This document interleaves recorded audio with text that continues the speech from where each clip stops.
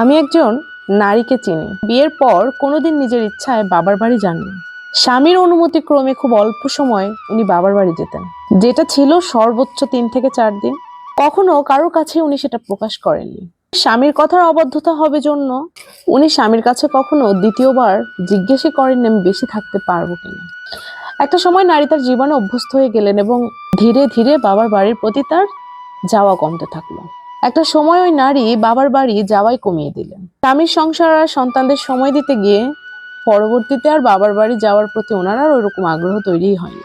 প্রায় 20 বছর পর ওই নারী তার স্বামীকে জিজ্ঞেস করলেন, কেন তুমি এতটা কঠিন ছিলে? যদিও স্বামীর সব বিষয়ে তাকেই প্রাধান্য দিয়েছে, শুধুমাত্র বাবার বাড়ির বিষয়েই কিছুটা দূরত্ব বাড়িয়ে দিয়েছিল। এত বছর পরে যখন স্ত্রী জিজ্ঞেস করলেন কেন উনি এমনটি করেছেন, তার স্বামী নির্দ্বিধায় সেদিন প্রশ্নের জবাব দিয়ে দিলেন। উত্তরে তার স্বামী তাকে জানালেন, যেহেতু তার পিঠাপিঠি কয়েকটা বোন ছিল, তারা বাবার বাড়িতে হেসে খেলে আনন্দের সময় কাটাতো। স্বাভাবিকভাবেই বাবার বাড়িতে তখন আসা যাওয়া করলে তার এই টান কখনোই কমতো না। সংসারের প্রতি মনোনিবেশ করতে পারতেন না।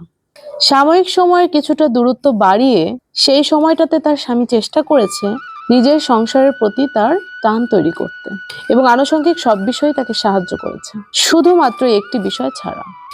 সংসারের প্রতি ভালোবাসা, এত বড় সংসারের দায়িত্ব, এগুলো বুঝে নেবার জন্য কিছুটা সময় তো দরকারই ছিল। বিষয়টি যখন আমি জানতে পারলাম, খুব গুরুত্বপূর্ণ কয়েকটি পয়েন্ট সেখান থেকে আমি বুঝে নিলাম। বাবার বাড়ির প্রতি অতিরিক্ত টান থাকলে সেই মেয়েরা কখনো স্বামীর সংসারে নিজেরাও সুখী হয় না, স্বামীর সংসারে পরিবারের অন্যান্য লোকজনকে সুখী করতে পারে না। নারীরা যদি স্বামীর কথা মেনে চলে, তবে তারা সম্মান আর ভালোবাসা দুটোই পায়। আরেকটা বিষয় বুঝতে পারলাম, ধৈর্য ধরলে নারী কখনো ঠকে না। আর আরেকটা বিষয় যেটা বুঝতে পেরেছি, একটা ত্যাগ করেই আরেকটা অর্জন করা যায়।